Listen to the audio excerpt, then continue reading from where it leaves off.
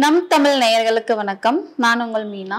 உலகமே இன்று வியந்து பார்க்கக்கூடிய இந்தியா பாகிஸ்தான் போரை பத்தி பார்க்கலாம். இந்தியா பாகிஸ்தான் போர் எதனால் ஆரம்பித்தது, எதற்காக ஆரம்பித்தது என்று விரிவா பார்க்கலாம். காஷ்மீரில் உள்ள பகல்காம் என்ற சுற்றுலா தலத்திற்கு சென்ற பயணிகளை பாகிஸ்தானை சேர்ந்த லஷ்கர் இ தொய்பா என்ற இயக்கம் ஈவு இரக்கமின்றி சுட்டு கொண்டனர்.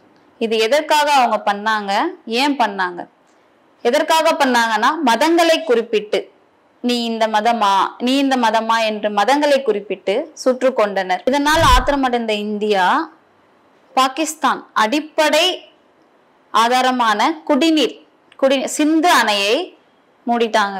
நெக்ஸ்ட் அவங்களுக்கு போக வேண்டிய இன்போர்ட் எக்ஸ்போர்ட் எல்லாத்தையும் அவங்க ஸ்டாப் பண்ணதுனால பாகிஸ்தான் பயங்கர கோபமாகுது இந்தியா மேல கோபமாகி இந்தியா கிட்ட சொல்றாங்க, இந்த மாதிரி நீங்க பண்ணீங்கன்னா உங்க மேல நாங்க கண்டிப்பா போர் தொடுக்க வேண்டியது இருக்கும்னு சொல்லிட்டு அறிக்கை விடுறாங்க.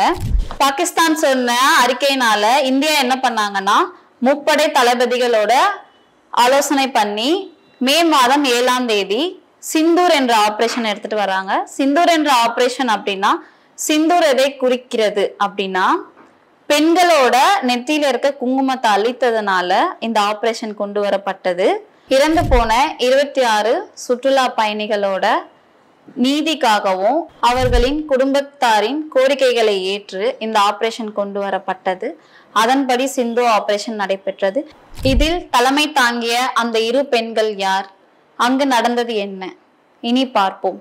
இதே போல 1971ஆம் ஆண்டு இந்தியா பாகிஸ்தான் இடையே போர் நடந்தது. அந்த சமயத்தில் பாகிஸ்தானில் இருந்து வங்கதேசத்தை தனியாக பிரித்த பெருமை இந்திரா காந்தி அம்மையை வந்து சேர்ந்தது. அதற்காக அவரை இரும்பு பெண்மணி என்று அழைத்தார்கள்.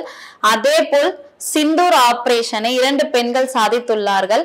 அவர்கள் கர்னல் சோஃபியா குரேஷி, கமாண்டர் வியோமிகா சிங். அவர்களையே இந்த பெருமை வந்து சார்ந்தது. அது மட்டும் இல்லாமல் நம் பிரதமர் மோடி உரையாடிய போது பெண்கள் திலகத்திற்கு இதுவே சரியான பதிலடி என்று கூறியுள்ளார்.